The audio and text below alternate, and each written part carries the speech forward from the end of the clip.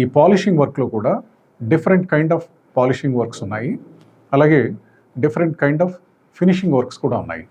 Wooden సర్ఫేసెస్కి మనం ఈ polishing work చేసుకునేటప్పుడు గ్లాస్ లామినేట్ పాలిష్ అనేటువంటి ఒక ఐటమ్ కూడా ఉంటుంది. But this is too expensive.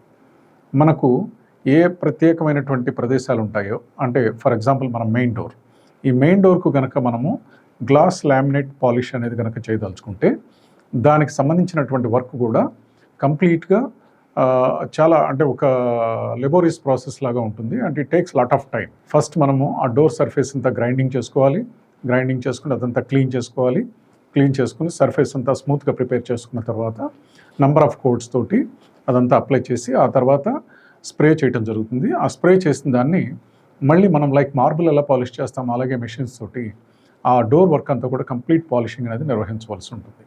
Once ఆ గ్లాస్ పాలిష్ వర్క్ అనేది చేసిన తర్వాత దానిపైన మనం ఎలాంటివి ఇతరత వర్క్స్ నిర్వహించుకోవడానికి అవకాశం ఉండదు కనుక మనము హార్డ్వేర్ ఏదైతే ఫిక్స్ చేయదలుచుకున్నామో అలాంటి హార్డ్వేర్స్ కానీ, అలాగే ఏదైనా మనం స్క్రూ వేసి ఫిక్స్ చేయవలసినటువంటి వర్క్ ఏదైతే ఉంటుందో డ్రిల్లింగ్ ద్వారా కానీ, కటింగ్ కానీ, what ever the size adjustment కానీ, ఇటువంటి ఏదున్నా కూడా మొట్టమొదటిగానే మనం అన్నీ చేసుకుని ఆ గ్లాస్ పాలిష్ వర్క్ అనేది నిర్వహించుకునేటప్పుడు ఏదైతే మన హార్డ్వేర్ ఫిట్టింగ్స్ అన్ని ఆల్రెడీ ఫిక్స్ చేసేసి ఆ ఫిక్స్ చేసిన ఫిట్టింగ్స్ అన్ని బయటకు తీసేసి ఆ తర్వాతనే మళ్ళీ ఈ పాలిషింగ్ వర్క్ అనేది చేసుకోవాల్సి ఉంటుంది.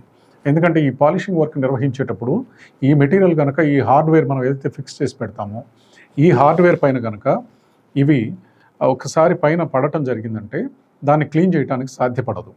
ఏదైతే హార్డ్వేర్ ఇప్పుడు మనం తీసుకొస్తామో ఈ హార్డ్వేర్ తనకున్నటువంటి ఒరిజినల్ లుక్ని డ్యామేజ్ చేసే అవకాశం ఉంటుంది.